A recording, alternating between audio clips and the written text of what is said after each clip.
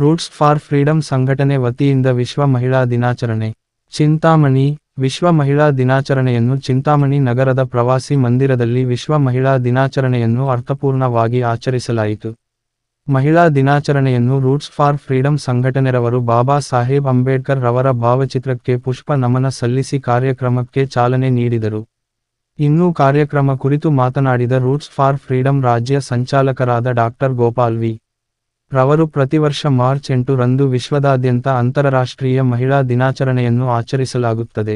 ಇದು ಕೇವಲ ಒಂದು ದಿನದ ಆಚರಣೆಯಲ್ಲ, ಬದಲಾಗಿ ಸಮಾಜದ ಪ್ರತಿಯೊಂದು ಕ್ಷೇತ್ರದಲ್ಲಿ ಮಹಿಳೆಯರು ಸಾಧಿಸಿದ ಪ್ರಗತಿಯನ್ನು ಗುರುತಿಸುವ, ಅವರ ಹಕ್ಕುಗಳಿಗಾಗಿ ನಡೆದ ಹೋರಾಟವನ್ನು ಸ್ಮರಿಸುವ ಮತ್ತು ಸಮಾನತೆಯತ್ತ ಹೆಜ್ಜೆ ಹಾಕುವ ಸಂಕಲ್ಪದ ದಿನ ಎಂದರು.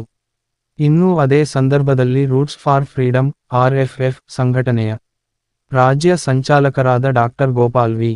ರಾಜ್ಯ ಮಹಿಳಾ ಸಂಚಾಲಕಿಯಾದ ಡಾಕ್ಟರ್ ಜೀವಿಕ ರತ್ನಮ್ಮ, RFF ಚಿಕ್ಕಬಳ್ಳಾಪುರ ಜಿಲ್ಲಾ ಸಂಘಟನಾ ಸಂಚಾಲಕರಾದ ನರಸಿಂಹಮೂರ್ತಿ, ಚಿಂತಾಮಣಿ ತಾಲ್ಲೂಕು ಸಂಚಾಲಕರಾದ ಶಂಕರ್, ತಾಲ್ಲೂಕು ಮಹಿಳಾ ಸಂಚಾಲಕಿಯಾದ ಶ್ರೀಮತಿ ವೀಣಾ, ತಾಲ್ಲೂಕು ಪಂಚಾಯಿತಿಯ ಡೈರೆಕ್ಟರ್ ಶ್ರೀಮತಿ ಕವಿತಾ ರವರು ಮತ್ತು ವಿವಿಧ ಮಹಿಳಾ ಉಳಿತಾಯದ ಸಂಘಗಳ ಸದಸ್ಯರು ಉಪಸ್ಥಿತರಿದ್ದರು. ಅದನ್ನ ನಾವು ಮಾತು ತಪ್ಪವರಲ್ಲ, ದಿನಗಳ ಕಳ್ತನ ಮಾಡೋರು, ನಾವು ಕ್ಲೀನ್ ಆಗಿ ಅದನ್ನ ಕೊಡಿಸ್ಕೊಡೋಂತ ಕೆಲಸ ನಮ್ಮ ವೀಣಮ್ಮನವ್ರ ಮೂಲಕ ನಾವು ಮಾಡಿಸ್ತೀವಿ. ಜೊತೆಗೆ ಸಂಘಗಳು ಮಾತ್ರ ಯಾವುದೇ ಕಾರಣಕ್ಕೂ ಕೂಡ ಅದನ್ನ ಕಡ್ಡಾಯವಾಗಿ ವಾರನೂ ಕೂಡ ನಡೆಸ್ಕೊಂಡು ಹೋಗ್ಬೇಕು, ವಾರ ಕೂಡ ಮೀಟಿಂಗ್ ಸೇರ್ಬೇಕು, ವಾರ ಕೂಡ ಹಳ್ಳಿ ಸಮಸ್ಯೆಗಳ ಬಗ್ಗೆ ಚರ್ಚೆ ಮಾಡಬೇಕು. ಆರ್ಥಿಕವಾಗಿ, ಸಾಮಾಜಿಕವಾಗಿ, ಶೈಕ್ಷಣಿಕವಾಗಿ ಏನ್ ನೀವು ಚರ್ಚೆ ಮಾಡ್ಬೇಕು, ಸಂಘಗಳಲ್ಲಿ ಏನು ನೀವು ಮಾಡ್ಬೇಕು ಅನ್ಕೊಂಡಿರೋ ಅದನ್ನ ನೀವು ಸಕ್ರಿಯವಾಗಿ ಸೇರಿ ಸಂಘಗಳಲ್ಲಿ ಚರ್ಚೆ ಮಾಡಿದ್ರೆ ಮಾತ್ರ ಇಂಥ ಸೌಲಭ್ಯಗಳನ್ನ ತಗೊಳ್ಳೋದಕ್ಕೆ ಒಂದು ಈಸಿ ಆಗುತ್ತೆ ಅಂತ ಈ ಸಂದರ್ಭದಲ್ಲಿ ಹೇಳಕ್ ಇಷ್ಟಪಡ್ತಾ ಇದ್ದೀನಿ. ಮತ್ತೆ ನಾವು ಏನು ಹಳ್ಳಿಗಳಲ್ಲಿ ಪ್ರತಿಯೊಂದು ಸಮಸ್ಯೆ ಕೂಡ ನಾವು ಎಲ್ಲಾ ಬಗೆಹರಿಸ್ಕೊಡ್ತೀವಿ ಅಂತ ಹೇಳ್ಬಿಟ್ಟು ನಾವು ಮಾಡಕ್ ಆಗೋದಿಲ್ಲ. ಹೆಚ್ಚಾಗಿ ಮಕ್ಕಳ ಬಗ್ಗೆ ನಾವು ಕಾನ್ಸಂಟ್ರೇಷನ್ ಮಾಡ್ಬೇಕು. ನಾವ್ ಏನು ಮಹಿಳೆಯರು ಯಾಕಂತ ಹೇಳಿದ್ರೆ ಈ ಸಂಘ ಸೇರೋದು ಧೈರ್ಯ ತುಂಬಿಸ್ಲಿಕ್ಕೆ, ಮತ್ತೆ ಎಲ್ಲಾ ರೀತಿ ನಾಗರಿಕವಾಗಿ ಮುಂದೆ ಬರ್ಲಿಕ್ಕೆ, ಮತ್ತೆ ಎಲ್ಲಾ ವಿಚಾರಗಳಲ್ಲೂ ಕೂಡ ನಾವು ಧೈರ್ಯವಂತರಾಗಿ ತಿಳುವಳಿಕೆ ತಗೊಳ್ಳೋದಕ್ಕೆ ನಾವು ಈ ಸಂಘ ಸೇರೋದು. ಹಾಗಾಗಿ ಹಳ್ಳಿಗಳಲ್ಲಿ ಮಹಿಳೆಯರು ಇರ್ತಾರೆ, ಹೆಣ್ಣು ಮಕ್ಳು ಇರ್ತಾರೆ, ಮತ್ತೆ ಗಂಡು ಮಕ್ಳು ಇರ್ತಾರೆ. ಹೆಣ್ಣು ಮಕ್ಳಿಗೂ ಮತ್ತೆ ಗಂಡು ಮಕ್ಳಿಗೂ ತಾರತಮ್ಯ ಮಾಡೋದನ್ನ ನಾವು ಫಸ್ಟ್ ಹಳ್ಳಿಗಳಲ್ಲಿ ಬಿಡ್ಬೇಕಾಗುತ್ತೆ. ಹೆಣ್ಣು ಮಕ್ಳಿಗೊಂಥರ ಶಿಕ್ಷಣ, ಗಂಡು ಮಕ್ಳಿಗೊಂಥರ ಶಿಕ್ಷಣ ಕೊಡಿಸುವಂಥದ್ದು, ಇದೆಲ್ಲ ಕೂಡ ನಾವು ಸಮಾನ ಶಿಕ್ಷಣವನ್ನ ನಾವು ಹಳ್ಳಿಗಳಲ್ಲಿ ಪ್ರತಿಯೊಬ್ಬ ಮಹಿಳೆಯರು ಕೂಡ ಹೆಣ್ಣು ಗಂಡು ಒಂದೇ ಸಮಾನ ಅನ್ನೋ ನಿಟ್ಟಿನಲ್ಲಿ ನಾವು ಎಲ್ಲರೂ ಕೂಡ ಸಂಘದಲ್ಲಿ ಒಂದು ಆಲೋಚನೆ ಮಾಡಿ ಒಂದು ಈ ತರ ಸಮಾನತೆಗೆ ನಾವು ನುಗ್ಬೇಕು ಅಂತ ಹೇಳ್ಬಿಟ್ಟು ಈ ಸಂದರ್ಭದಲ್ಲಿ ಹೇಳಕ್ ಇಷ್ಟಪಡ್ತೀನಮ್ಮ. ಇಷ್ಟು ಮಾತಾಡಕ್ಕೆ ಅವಕಾಶ ಮಾಡಿ 1909 ಒಂದು ದೊಡ್ಡ ಹೋರಾಟವನ್ನ ಹಮ್ಮಿಕೊಂತಾರೆ. ಅವ್ರ ಬೇಡಿಕೆಗಳೇನಪ್ಪಾ ಅಂತ ಕೇಳಿದ್ರೆ, ನಮಗೂ ಸಮಾನ ದೌರ್ಜನ್ಯಗಳು ನಿಲ್ಲಬೇಕು ಅಂತೇಳಿ ಇದನ್ನ ದೊಡ್ಡ ಮಟ್ಟದಲ್ಲಿ ಹೋರಾಟಗಳನ್ನ ಪ್ರತಿ ವರ್ಷ ಮಾಡ್ಕೊಂಡ್ ಬರ್ತಾ ಇರ್ತಾರೆ. ಅದನ್ನ ವಿಶ್ವಸಂಸ್ಥೆ 1975ರಲ್ಲಿ ಇದನ್ನ ಅಂತಾರಾಷ್ಟ್ರೀಯ ಮಹಿಳಾ ದಿನಾಚರಣೆ ಅಂತ ಮಾಡ್ಬೇಕಂತೇಳಿ ಘೋಷಣೆ ಮಾಡಿ ಇವತ್ತಿಗೆ ಅಂದ್ರೆ ಈ ವರ್ಷಕ್ಕೆ 1 ವರ್ಷದ 109 ವರ್ಷ ಆಯ್ತು. ಇಂಥ ಕಾರ್ಯಕ್ರಮಗಳನ್ನ ಮಾಡಬೇಕು ಅಂತೇಳಿ ಮಾಡ್ತಾರಂಥದ್ದು. ಈಗ ರೂಟ್ಸ್ ಆಫ್ ಫ್ರೀಡಮ್ ಬಹಳ ಮುಖ್ಯವಾಗಿ ಜೀತ ಪದ್ಧತಿ ಬಗ್ಗೆ ಕೆಲಸ ಮಾಡೋಂಥದ್ದು. ಜೀತ ಪದ್ಧತಿ ಎಲ್ಲಿದೆ ಅಲ್ಲಿ ಹೋಗಿ ಅವ್ರು ಬಿಡುಗಡೆ ಮಾಡೋಂಥದ್ದು, ಅವ್ರು ಬಿಡುಗಡೆ ಮಾಡಿ ಅವರಿಗೆ ಪುನರ್ವಸತಿ ಸರ್ಕಾರದಿಂದ ಕೊಡಿಸುವಂಥದ್ದು. ಅಲ್ಲಿ ಜೀತದಾಳಗಳು ಸಾಮಾನ್ಯವಾಗಿ ಗಂಡು ಮಕ್ಕಳು ಇರ್ತಾರೆ, ಈ ರೇಷ್ಮೆ ಮತ್ತೆ ಇತರ ಇದರಲ್ಲಿ ಹೆಣ್ಮಕ್ಳು ಇರ್ತಾರೆ.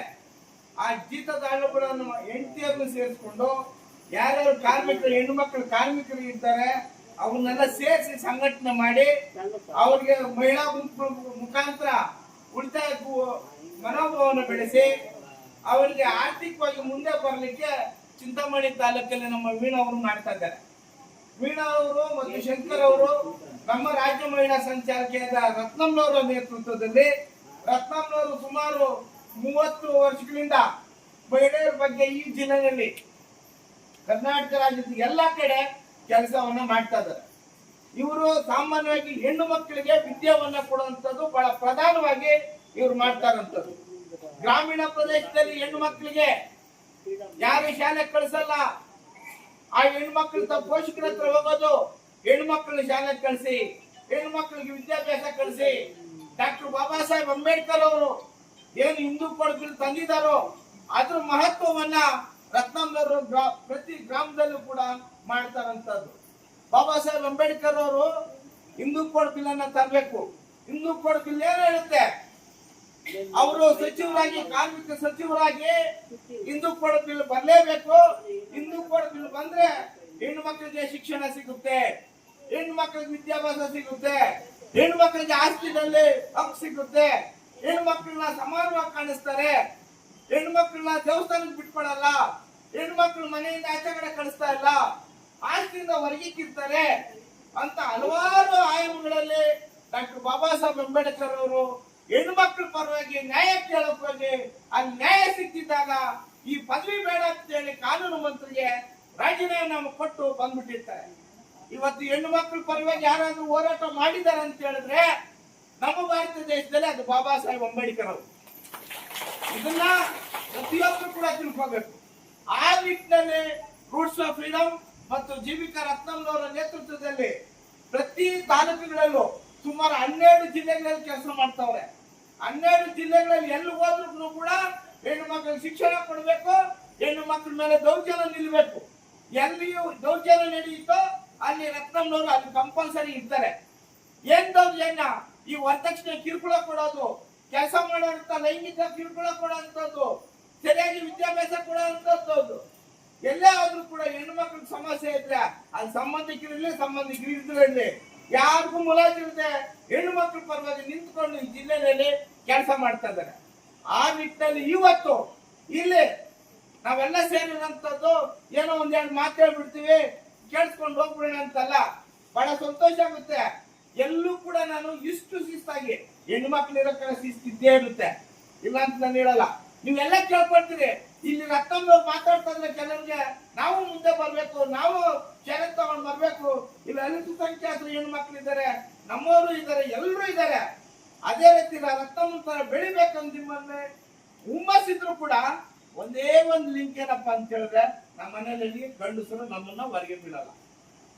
ನಿಮ್ಗೆ ಎಷ್ಟೇ ಆಸೆ ಆಕಾಂಕ್ಷೆಗಳು ಇರ್ಬೋದು, ಓದಿರ್ಬೋದು, ಡಿಗ್ರಿ ಮಾಡ್ತಾ ಇರ್ಬೋದು, ಮನೆಯಲ್ಲಿ ಏನ್ ಬೇಕಾದ್ರೂ ಕೆಲಸ ಮಾಡ್ಬೇಕಂತ ಹೇಳಿ ಮನೆಯಲ್ಲಿ ಕಟ್ಟಾಕ ಸಿದ್ದಾಮಣಿ ತಾಲೂಕಲ್ಲಿ ಕೆಲಸ ಮಾಡ್ತಿದ್ದೀನಿ ಮೇಡಮ್. ಅವರು ಮುಖ್ಯವಾಗಿ ಎಲ್ಲಿ ನೊಂದ ಮಹಿಳೆಯರಿರ್ತಾರೆ ಅವರ ಪಾಲಿಗೆ ಒಂದು ಶಕ್ತಿಯಾಗಿ ನಿಂತು ಬಹಳಷ್ಟು ವೇದಿಕೆಗಳಲ್ಲಿ DC ಆಫೀಸಲ್ಲಾಗ್ಬೋದು ಅಥವಾ ಒಂದು ಜಿಲ್ಲಾ ಪಂಚಾಯತಿಯಲ್ಲಾಗ್ಬೋದು ಅಥವಾ ಸರ್ಕಾರದ ಮಟ್ಟದಲ್ಲಾಗ್ಬೋದು ನಮ್ಮ ಕಷ್ಟಗಳು ಏನಿದೆ, ಯಾಕಂದ್ರೆ ಎಲ್ಲರ ಧ್ವನಿಯಾಗಿ ಇಲ್ಲಿ ನಾವೆಲ್ಲರೂ ಸುಮಾರು ಜನ ಸೇರಿದೀವಿ, ಎಲ್ರಿಗೂ ಎಲ್ಲಾ ಕಡೆ ಮಾತಾಡ್ಲಿಕ್ಕೆ ಆಗಲ್ಲ ಅಥವಾ ವಿಚಾರಗಳು ಗೊತ್ತಿದ್ದು ಕೂಡ ಹೊರಗಡೆ ಬಂದು ಧೈರ್ಯವಾಗಿ ನಮ್ಮ ಕಷ್ಟಗಳು ಹೇಳ್ಕೊಡಕ್ಕಾಗಲ್ಲ. ಆದ್ರೆ ನಮ್ಮೆಲ್ಲರ ಒಟ್ಟಾರೆ ಧ್ವನಿಯಾಗಿ ರತ್ನಕ್ಕ ಅವರು ಎಲ್ಲಾ ಕಡೆ ಕೂಡ ಧೈರ್ಯವಾಗಿ ಈ ತರ ಸಮಸ್ಯೆ ಇದೆ, ಸಮಸ್ಯೆಗೆ ಪರಿಹಾರಗಳು ಬೇಕು ಅಂತ ಕೇವಲ ಬುದ್ಧಿ ಮಾತಾಡುವಷ್ಟು ಶಕ್ತಿ ಇರುವಂತವ್ರು. ಅವರ ಅಭಿಮಾನಿ ಸಹ ಕೂಡ ನಾನು. ಯಾಕಂದ್ರೆ ಇದೊಂದು ವೇದಿಕೆಗೆ ಅಕ್ಕನವ್ರ ಬಗ್ಗೆ ಮಾತಾಡ್ಲಿಕ್ಕೆ ಒಂದು ಅವಕಾಶ ಸಿಕ್ಕಿರೋದು ನನ್ನ ಪುಣ್ಯನೇ ಸರಿ. ಯಾಕಂತಂದ್ರೆ ಎಲ್ಲಾ ಮನೆಗಳಲ್ಲೂ ಕೂಡ ಮಹಿಳೆಯರು ನಾವೆಲ್ಲ 50ಕ್ಕಿಂತ ಹೆಚ್ಚು ಜನಸಂಖ್ಯೆಯಲ್ಲಿದ್ದೀವಿ.